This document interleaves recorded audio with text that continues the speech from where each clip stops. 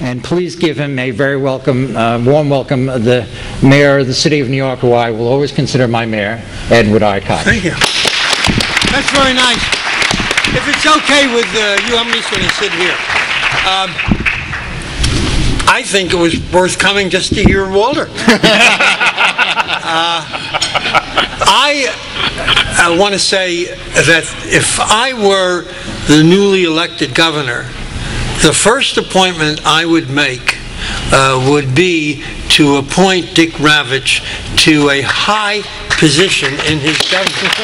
There is no one, and I say this honestly, having been around since 1956 in terms of governmental involvement, there is no one that I know who knows as much about good government as does Dick Ravitch. And I know that the new governor is in for a terrible 4 or 8 or 12 years, maybe in the third term, maybe things will get better. But it's not going, this is no kissy-huggy moment in time. And he has to have the best. And Dick Ravitch is one of the best. Now, how many of you get my commentaries? Anybody here get my commentaries? Well, anybody else who wants them, at the end, just give me your email. They're free, and you also get movie reviews. I'm a movie reviewer, and I think you'll enjoy them. I put them out every Monday or Tuesday. I believe that every one of us has a limited amount of energy from birth. I mean, this is the Koch theory. It probably has no relationship to fact. And so you have to husband those energies and pick your targets. Otherwise, you're not going to get anything done if you want to do everything. So what we did, those of us who are part of New York Uprising, which started last March, after I raised the issue, I said, you know, wherever I go, whether it's breakfast, lunch, dinner, the only subject that people want to talk about is the dysfunctional Albany legislature. And yet nobody's doing anything about it. Somebody must. And finally, when nobody stood up, I said, well, I'll do it, be my last hurrah. And good friends of mine who'd been with me in government said, don't do it. You can't get anything done. It's a waste of your time and energy, and you'll only come out defeated and feeling that you'd been used. I said, no, I believe in the city and the state of New York, and I believe that you can get things done. And surprisingly, we have. Firstly, we took on a limited number of issues. You know, everybody at the table, I brought in 100 good government people across the board, philosophically, liberal, conservative, moderate, and so forth, to all the parties. And I said, what should we do? And many people said, well, they listed about 20 issues, all very controversial. I said, no, that's not the way to get anything done. We want all the people who are on both sides of every one of those controversial issues to be supportive of good government issues. So let's limit it. And we ultimately did limit the issues that we were involved with. Others will do other things. But what we were involved with ultimately were the 3 issues. One, the drawing of lines in an impartial way, the expansion of ethics, and a balanced budget under GAAP principles. And those are the 3. And we stuck with them. And then what we did was to figure out a strategy. What do we do? I mean, these people up in Albany, they are frightened. All they care about is getting reelected. They worry, is the public upset? And is there a thing that they can do to protect themselves? And we decided to take advantage of that fear. And the first thing, and I will tell you, it was my idea, and I'm very proud of it, and it was very successful. I said, I'm going to call all the gubernatorial candidates and see if we can get them on board as it relates to the primary issue for us, which was the redrawing of lines done by an impartial commission. And I called Andrew, and the first thing he said to me when I said, would you sign a pledge? He said, I'm for that. That's in my book. Good. so he was on board immediately.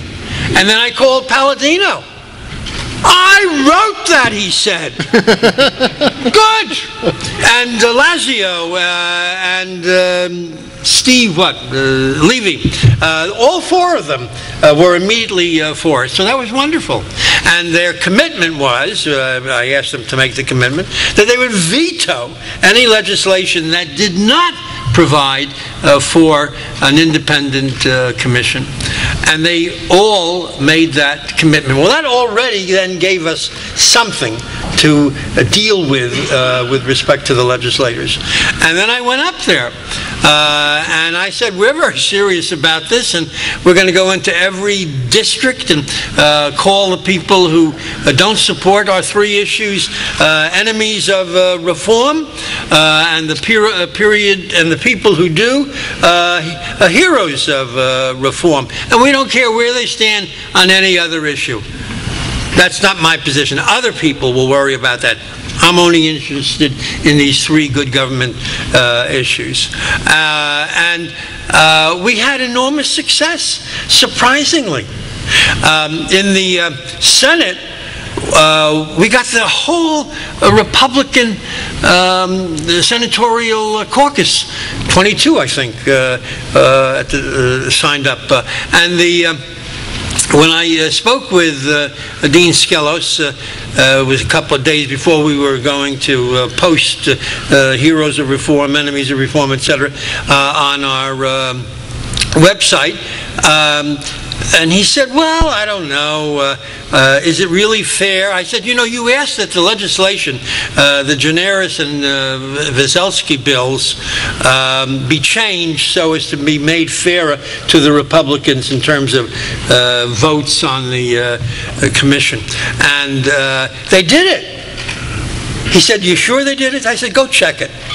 And he said, I'll call you back. And he calls me back and he says, they did it. I'm on board.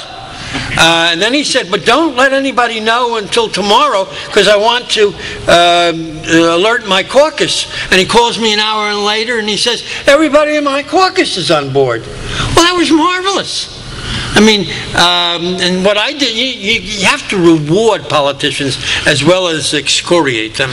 So when you make the announcement, you say, today they're the party of reform. I don't know about tomorrow, but today they're the party of reform. Well, that got the Democrats crazy. And ultimately, they came on board to the extent that when we finished, with respect to the Senate, of the 62 members, only 8 did not sign the pledges. That's incredible when you think about it. Now, with respect to the Assembly, we still got a majority. We got 83 out of the 150. And, you know, Shelley's a very interesting guy. I like Shelley. I mean, Shelley is probably the smartest guy up there, certainly the longest lived. And I was with him and he was with me years ago when I ran in 1977. He reminded me many times that he helped me to get elected. About 10 days before the election, they had the Jewish holiday. I can't remember which, because we have so many. But there was a very important one, and I think it was the one where you throw your sins into the river. And I was delighted it didn't involve a chicken. You know, there's one when you wave the chicken over your head, and I felt a little uncomfortable with that. But it didn't. And he said, nobody's campaigning, and it's not campaigning on your part, to go down into the river, and throw your sins into the river. Crumbs, little crumbs. And it was his idea, and Mario was furious, because Mario had no sins. and